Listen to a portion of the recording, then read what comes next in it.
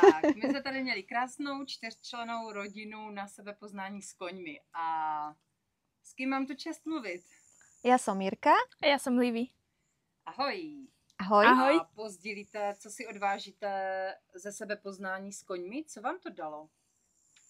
Viac sme spoznali ostatných ako členov rodiny, aj seba a aj liečenie tu bolo veľmi silné. Takže určite odporúčame, lebo je tam veľmi silné prepojenie tej rodiny na základe informácií, ktoré sa tu dozvedáme jeden od druhých. Sme ostali prekvapení, ako sme sa v podstate málo poznali navzájom. Že je to veľmi dôležité, aby sme mohli kráčať tým životom a tým svojim smerom, správnym krokom, správnymi nohami dopredu. S čím odjíždíte jako rodina? Jako, co to přineslo to nejsilnější?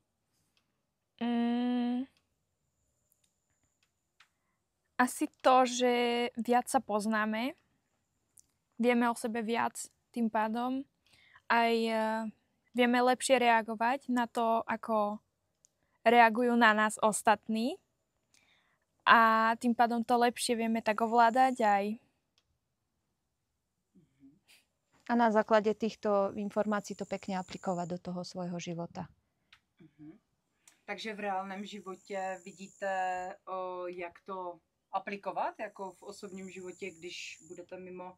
Určite áno. Keď si predstavím, ako sme sa vybrali a ovládli myseľ koňa, alebo ako sme proste dokázali ísť s ním, tak keď sa postavím na nejakú prezentáciu alebo pred nejakú autoritu, tak budem vedieť, že mala som silu to urobiť s koňom, prečo by som nemala silu urobiť to aj s niekým iným. A urobiť ako co? Že keď sa bude správať ku mne nejakým nepekným spôsobom, že mu vymedzím hranice. Že toto už nie. Krásné. Jaké to je pro tebe, Livy, jako když takhle mamka mluví vlastně, jo, že... Mne sa to veľmi dobre počúva, lebo maminka je celkovo bola taká, že bála sa postaviť za seba. A teraz dúfam, že už sa bude vedieť postaviť a verím v to, že sa aj postaví. Že si viděla v reálných důkazech. Áno. Super. Co byste chtěli vzkázat někomu, kdo o tom přemýšlí, třeba jako rodina sem přijet? Že určite odporúčame, že určite sa to oplatí. Je tu úžasný